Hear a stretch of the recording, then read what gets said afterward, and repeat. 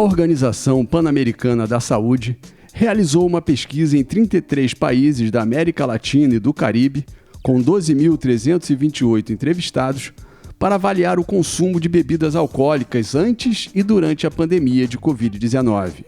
Em linhas gerais, não houve grandes alterações no padrão de consumo. Aqueles que já bebiam demais continuaram bebendo demais. E aí você tem uma parcela de cerca de 10% a 11% que aumentou, e você tem uma parcela de cerca de 20% que reduziu esse consumo. E a nossa principal hipótese é a seguinte: especialmente essas pessoas que faziam um uso majoritariamente em restaurantes, em baladas, em bares, muitas delas, por essa limitação física, de realmente os bares naquele momento em que nós fizemos o estudo, eles estavam fechados e tal. Então, para essa parcela que acabou, que realmente bebia apenas nessa condição, ela muitas vezes acabou não vendo sentido de continuar bebendo em casa. Porém, existe o grupo que aumentou, porque elas ficaram mais angustiadas e utilizaram o álcool como uma forma de automedicação e se beneficiaram, por exemplo, dessa facilidade de compra agora online. O resultado do estudo que mais preocupa os pesquisadores é a alta prevalência de um padrão de consumo que eles chamam de padrão BIND, que significa consumir uma grande quantidade de bebida alcoólica em até 2 horas. O pior padrão que a gente encontra em termos de uso de álcool é o padrão BIND. Ele é um termo que designa o beber de risco, que é o quê?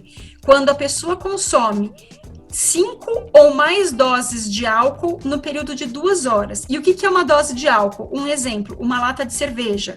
Outro exemplo, um cálice de vinho de 130 mililitros. Outro exemplo, um shot de vodka de 40 mililitros. Isso foi reportado em 50% deles em 2019 e durante a pandemia, cerca de 36% deles reportou que fez BIND naqueles 3 meses de pandemia. E a cada 3 pessoas, uma delas bebeu demais em 2 horas. E isso é um problema que a gente costuma dizer que é um problema de saúde pública, porque ele gera um monte de consequências de tomada de decisão, de comportamento sexual de risco, de violência, de intoxicação, coma. Quando acontece esporadicamente, quando ele acontece constantemente, ele aumenta muito a chance de diversas doenças crônicas não transmissíveis, incluindo câncer. A pesquisa revelou também que do total dos entrevistados por país, a porcentagem daqueles que consumiram bebida alcoólica de forma mais arriscada durante a pandemia é maior no Brasil do que nos outros países da América Latina. A média de BIND durante a pandemia, fora do Brasil, na faixa de 30% a 35%. No Brasil,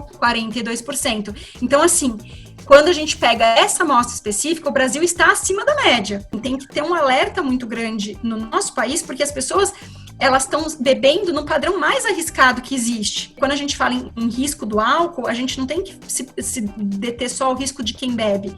Muitas vezes, essa pessoa que bebe, ela coloca em risco diversas outras pessoas, ou porque ela pegou o carro e se envolveu num acidente, ou porque ela pratica violência doméstica ou abuso sexual sob o efeito do álcool. Quais são os riscos do consumo de álcool com relação à Covid-19? O álcool, por si só, ele diminui a imunidade. Então, essas pessoas que bebem mais, elas reagem pior à presença, por exemplo, do vírus no corpo. Elas vão conseguir se defender menos da presença desse vírus. Mas em diversos países, a gente viu algumas discussões sobre o álcool ser protetor. Ou seja, bom, já que a gente passa álcool 70 nas mãos para matar o vírus, beber também mata. Então, muita fake news foi divulgada e o que a gente sabe hoje é que de maneira nenhuma. Então, esse álcool ingerido, ele não tem efeito nenhum protetivo em relação à presença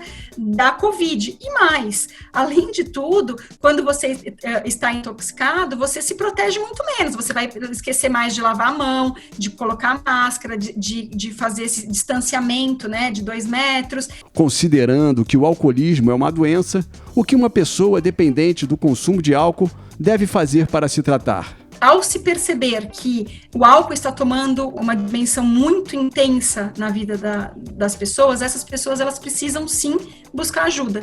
E a melhor forma é buscar uma ajuda no Sistema Único de Saúde, no SUS, porque é muito difícil realmente parar sozinho.